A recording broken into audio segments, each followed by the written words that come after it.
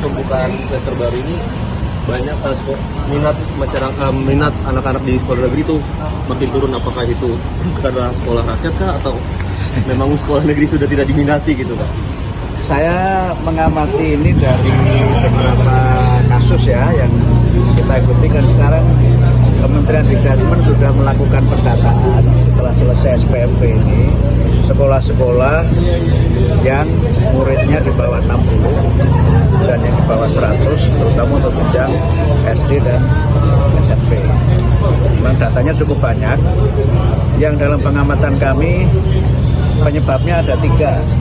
Yang pertama memang ada keterbatasan jumlah anak usia sekolah, khususnya anak-anak SD. Sekarang jumlah anak usia sekolah itu tidak cukup banyak dan penyebabnya tentu sangat kompleks ya. Tapi intinya keterbatasan jumlah anak usia sekolah. Yang kedua adalah banyaknya sekolah-sekolah dasar yang memang dulu dibangun oleh pemerintah Pak Presiden Soeharto untuk menuntaskan buta aksara dan mengejar pemenuhan pendidikan dasar, sehingga setiap desa itu minimal punya satu sekolah dasar, SD impres, yang sebelumnya sudah ada sekolah yang berdiri sebelumnya, sehingga mungkin satu desa bisa memiliki lebih dari satu sekolah dasar, sehingga memang jumlahnya menjadi sangat banyak. Nah, yang ketiga memang ada tren keluarga-keluarga muda khususnya, bahkan mungkin keluarga kelas menengah muda itu cenderung untuk anaknya belajar di sekolah swasta. Alasannya berbagai macam. Saya sempat bertanya, sebagiannya karena menganggap belajar di swasta itu mutunya lebih baik. Sebagian karena itu. Dan karena itu walaupun harus membayar, mereka tidak ada masalah dengan bayaran, bahkan sebagiannya pembayarnya sangat mahal. Nah, sebagian lain ya karena alasan misalnya jarak yang lebih dekat dengan rumahnya.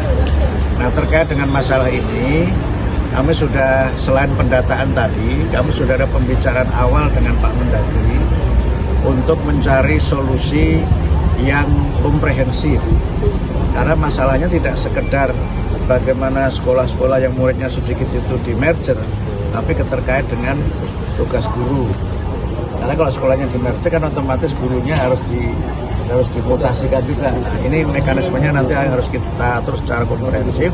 Selain juga solusi yang tidak sekedar reaktif, tapi solusi yang nanti ke depan bagaimana kebijakannya. Tapi paling tidak nanti pada tahun ajaran baru tahun depan sudah ada keputusan mengenai bagaimana sekolah-sekolah yang muridnya sangat sedikit.